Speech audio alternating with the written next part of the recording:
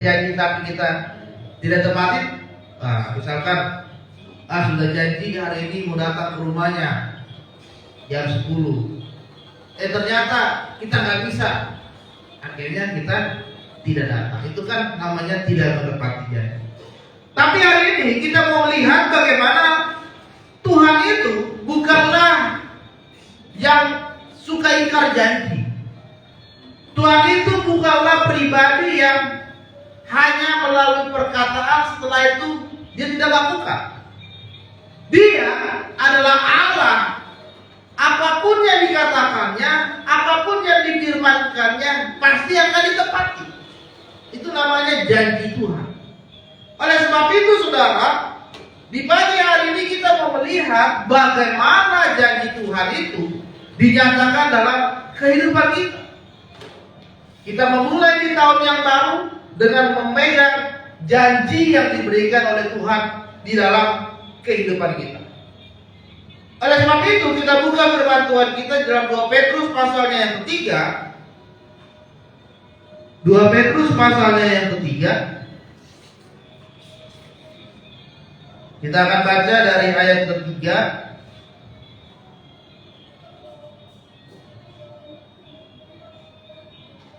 sampai ayat ke-13. 2 Petrus pasalnya yang ketiga, ayatnya yang ketiga sampai dengan ayat yang ke-13. Kita baca secara bergantian. Saya baca ayat ketiga, saudara sekalian ayat yang keempat dan seterusnya. Yang terutama yang kamu ketahui ialah pada hari-hari zaman akhir akan tampil pengejek yang ejek-ejekannya, pengejek dengan ejek-ejekannya, yaitu orang-orang yang hidup menuruti hawa nafsunya. Ayat keempat. Kata mereka, di manakah janji tentang kedatangannya itu? Sebab sejak bapak-bapak leluhur kita meninggal, segala sesuatu tetap seperti semula pada waktu dunia diciptakan. Mereka sengaja tidak mau tahu bahwa oleh firman Allah langit telah ada sejak dahulu, dan juga bumi yang berasal dari air dan oleh air. Dan bahwa oleh air itu bumi yang dahulu telah binasa dimusnahkan oleh air bah. Tetapi oleh firman itu juga langit dan bumi yang sekarang terpelihara dari api dan disimpan untuk hari penghakiman dan kebinasaan orang-orang fasik. Akan tetapi saudara-saudaraku yang dikasihi, yang satu ini tidak boleh kami lupakan, yaitu bahwa di hadapan Tuhan satu hari sama seperti 1000 tahun, dan 1000 tahun sama seperti satu hari. Tuhan tidak lalai yang menepati janjinya, sekalipun ada orang yang menganggapnya sebagai kelalaian. Tetapi ia sabar terhadap kamu, karena ia mengendaki supaya jangan ada yang binasa, melainkan supaya semua orang berbalik dan bertobat. Tetapi hari Tuhan akan tiba seperti pencuri. Pada hari itu langit akan lenyap dengan gemuruh yang dahsyat, dan unsur-unsur dunia akan hangus dalam nyala api, dan bumi dan segala yang ada di atasnya akan lenyap. Jadi jika segala sesuatu ini akan hancur secara demikian, betapa suci dan salehnya kamu harus hidup. Itu kami yang menantikan dan mempercepat kedatangan hari Allah. Pada hari itu akan binasa dalam api, dan unsur-unsur dunia akan hancur karena nyalanya. Tetapi sesuai dengan janjinya, kita menantikan langit yang baru dan bumi yang baru, di mana terdapat kebenaran. Bapak Ibu Saudara yang terkasih dalam nama Tuhan Yesus, firman Tuhan menguatkan kita bahwa beginilah kehidupan manusia zaman sekarang. Banyak orang yang saat ini meragukan bagaimana janji Tuhan ada di dalam kehidupan mereka. Melalui firman Tuhan ini kita melihat ada 3 hal yang harus kita lakukan. Yang pertama adalah tetap memiliki iman di tengah ejekan banyak orang. Di ayat ketiga tadi berkata saudara bahwa banyak orang yang mengejek bahwa janji Tuhan itu tidak kelihatan di dalam kehidupan mereka, di dalam kehidupan kita. Banyak orang yang saat ini mungkin merendahkan kita karena tidak ada perubahan dalam hidup kita. Dari tahun ke tahun hidupnya begitu-begitu saja. Tetap susah, tetap menderita, ekonomi sulit. Sehingga banyak orang yang mengejek kita. Katanya kamu anak Tuhan, katanya kamu pelayanan, katanya kamu setia beribadah. Tapi kok hidupmu begitu-begitu aja? Tapi kok tidak ada peningkatan di dalam ekonomi? Banyak orang sekarang ini saudara mengejek-ngejek kita, merendahkan kita, padahal kita melakukan apa yang benar di hadapan Tuhan. Ya, banyak orang yang merendahkan kita, bahkan tidak dianggap sama sekali. Ya kan? Kalau manusia kan begitu. Kalau orang yang punya agak sedikit kaya, wah didekati, ya kan? Disanjung-sanjung, diangkat-angkat. Tapi kalau kita orang susah, orang kismin gitu ya. Kismin itu di bawah miskin, miskin banget. Kismin itu nggak pernah dipandang. Boro-boro dipandang, dilirik aja nggak pernah. Ya. Tapi saudara terkasih dalam nama Tuhan, memang banyak yang seperti itu. Banyak yang merendahkan, banyak yang mengejek kita. Banyak yang menganggap kita tidak bisa hidupnya bangkit, akan menjadi orang susah seumur hidup. Tetapi yang namanya janji Tuhan itu harus kita pegang teguh. Yang namanya janji Tuhan kita harus punya iman bahwa Tuhan pasti akan menepati janjinya di dalam kehidupan kita. Oleh sebab itu kita harus memegang teguh janji Tuhan. Dan pasti itu akan digenapi oleh Tuhan. Meskipun banyak yang mengejek, merendahkan, menganggap engkau tidak bisa berbuat apa-apa saat ini. Tetapi ketika kita terus berharap bertekad mengandalkan Tuhan, nanti Tuhan akan menepati janjinya sesuai dengan waktunya Tuhan. Amin. Jadi yang pertama saudara, pegang teguh janji Tuhan meskipun banyak orang yang merendahkan kita. Ketika Tuhan memerintahkan Nuh untuk membuat bahtera, orang-orang mengejek dia. Nuh, untuk apa kau membuat bahtera sebesar ini? Hujan tidak ada.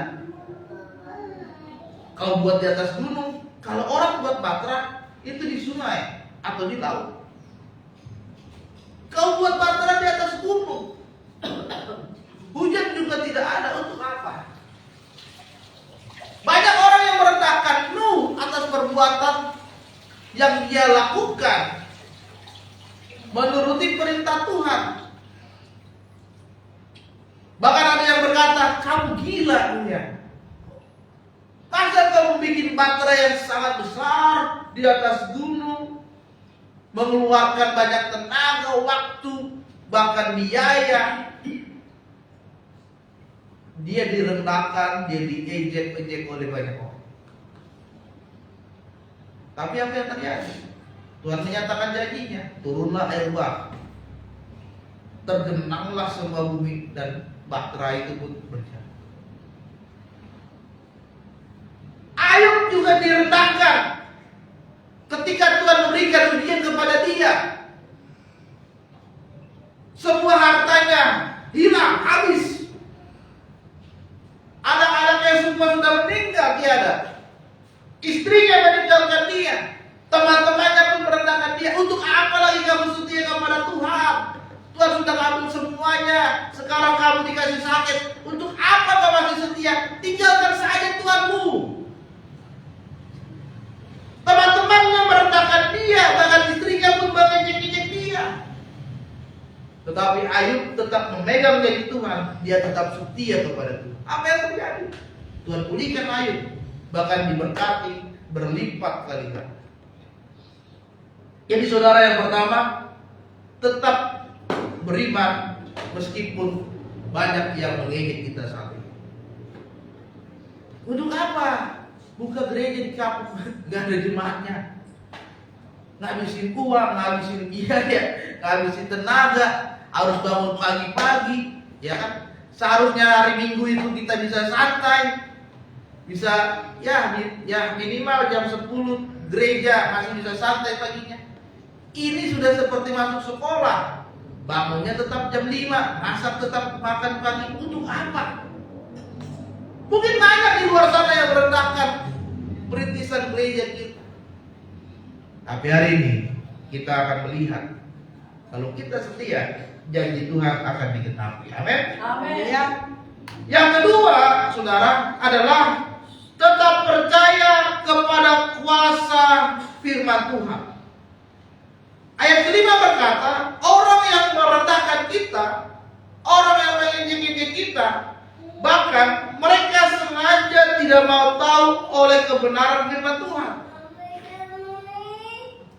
Mereka tidak percaya akan janji Tuhan yang akan dinyatakan di dalam kehidupan mereka, sehingga mereka nggak percaya itu kebenaran dari firman Tuhan itu sendiri. Padahal di dalam firman itu ada kehendak, ada kuasa, ada jawaban yang Tuhan berikan di dalam kehidupan kita. Di dalam firman Tuhan itu ada mujizat yang tadinya tidak mungkin bagi manusia, itu mungkin bagi Tuhan. Firman Tuhan itu membangkitkan iman kita. Tapi ayat 5 tadi berkata, ada orang yang tidak mau tahu firman Tuhan.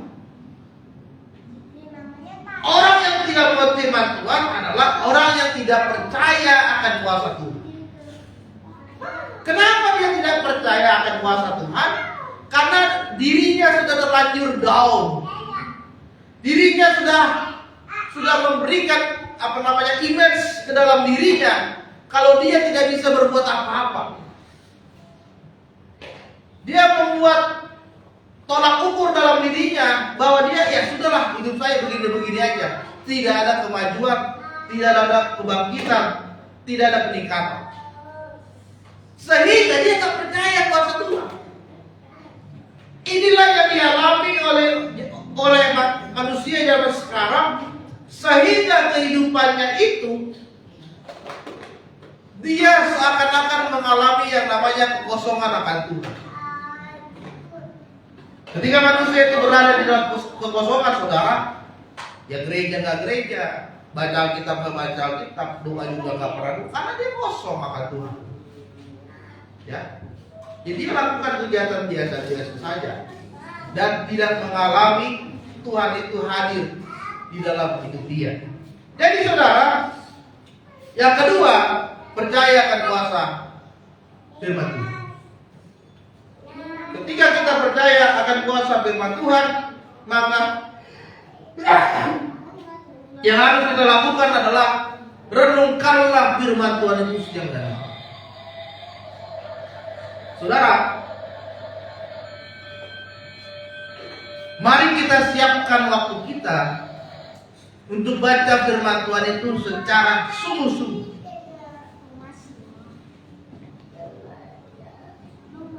Coba saudara nanti persiapkan waktu saudara sebelum tidur setengah jam, baca firman itu pelan-pelan, ayat per ayat, kalimat per kalimat, kata per kata. Ketika saudara membaca firman itu secara sungguh-sungguh, maka firman Tuhan itu menjadi hidup dalam diri saudara. Nanti firman Tuhan itu akan membangkitkan iman saudara kepada Tuhan. Makanya firman Tuhan berkata, renungkanlah firman itu siang dan malam. Yang ketiga dan yang terakhir adalah berserah pada kedaulatannya Tuhan. ayat yang ke-9 berkata demikian, Tuhan tidak lalai menepati janjinya, meskipun ada yang menganggap sebagai kelalaian, tetapi Ia sabar terhadap kamu, Ia menghendaki supaya kita tidak binasa, tapi berbalik dan bertobat. Yang ketiga, saudara, kita harus berserah kepada kedaulatannya Tuhan. Tadi dikatakan Tuhan gak lalai menepati janjinya. Dia berkata, aku akan menyertai kau sampai kepada kesudahannya. Itu janji Tuhan. Jadi dia gak lalai. Tetapi kadang-kadang kita yang menganggap dia lalai. Kenapa kita menganggap dia lalai? Karena waktunya agak lama. Sebulan kita menanti janji Tuhan, kita sudah berdoa, tapi Tuhan belum jawab. Setahun kita menanti janji Tuhan, kita berdoa, tapi Tuhan belum jawab. Itu yang membuat kadang-kadang kita lalai kepada Tuhan. Ya. Tetapi tadi dikatakan, meskipun kita lalai, meskipun kita jadi berkurang iman kita kepada Tuhan, tapi Tuhan itu tetap sabar menantikan saudara. Dia tetap sabar supaya saudara tetap menunggu janji yang akan Dia berikan kepada Tuhan. Karena Dia pasti akan selalu menepatinya di dalam kehidupan saudara. Amin. Saya punya teman-teman Tuhan. Dia sudah 10 tahun menikah, belum diberikan keturunan oleh Tuhan. Tiap hari mereka berdoa, tiap hari mereka bergumul, setiap hari mereka meneteskan air mata supaya Tuhan berikan mereka keturunan. 1 tahun Tuhan belum kasih, 2 tahun Tuhan belum kasih. Ada orang yang bilang coba ambil anak supaya mancing, supaya dia ada keturunan. Tapi mereka tetap punya iman, Tuhan akan kasih. 5 tahun Tuhan belum kasih. Sampai di tahun yang ke-10, dan di situ mereka tetap terus berdoa.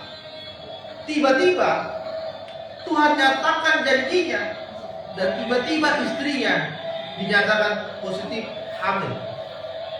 Sangat bersuka cita mereka. 10 tahun mereka menunggu Tuhan berikan keturunan. Akhirnya Tuhan berikan janji.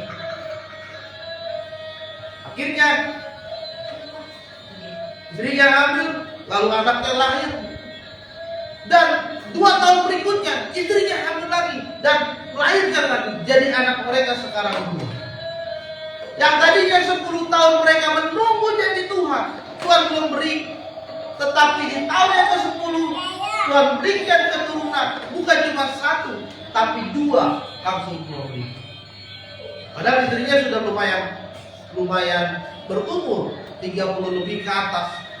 Tapi Tuhan masih berikan dia 2 anak. Inilah janji Tuhan itu, saudara.